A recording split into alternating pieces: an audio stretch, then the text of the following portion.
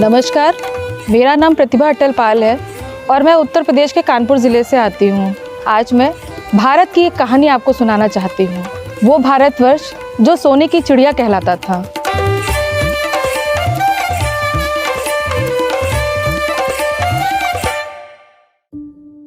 हमारा देश जाना जाता था शिक्षा व्यवस्था के लिए, खनिज उत्पादों के लिए, विभिन्न तरीके के मसालों के लिए, सोना चांदी इत्यादि ऐसी जो उत्पाद थे उससे हमारा देश जाना जाता था।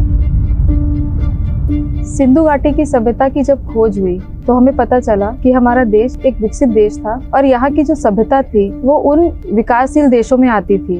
और ये जो सभ्यता थी, वहाँ की सभ्यता सिविल इंजीनियरिंग हो, चाहे शिक्षा व्यवस्था हो या कलाकृतियों के माध्यम से हो, कई चीजें हमें देखने को मिली कि हमारा देश कितना विकासशील देश था।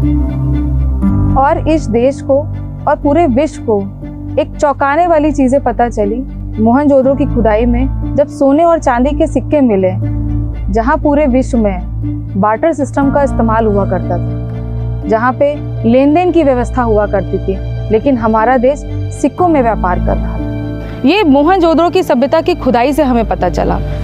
इसी सोने की चिड़िया को देखकर अंग्रेजों ने हमारे देश को 200 साल तक गुलामी की जंजीरों में जकड़ कर रखा।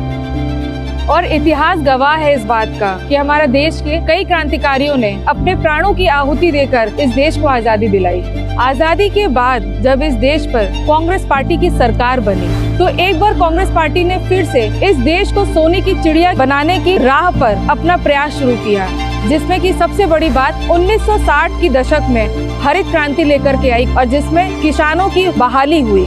उसी तरह 1970 में श्वेत क्रांति लाए और कंप्यूटर क्रांति ला करके इस देश के नौजवानों को एक नया रोजगार देने का काम इस कांग्रेस पार्टी ने किया। लेकिन आज उस देश की परिभाषा पूरी तरीके से बदल चुकी है। 2014 की सरकार के बाद जो भारतीय जनता पार्टी की सरकार बनी, इसमें सबसे ज्यादा बेरोजगारी नौजवानों के प्रति आई।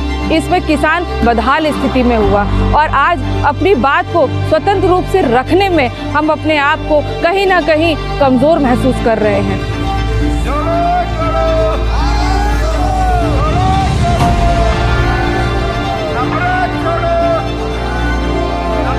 आइए आप और हम साथ मिल करके सोने की चिड़िया कहने वाला जो देश था, इसको फिर से कैसे सोने की चिड़िया कहें, इस पर विचार करें, मंथन करें। जय हिंद, जय भारत।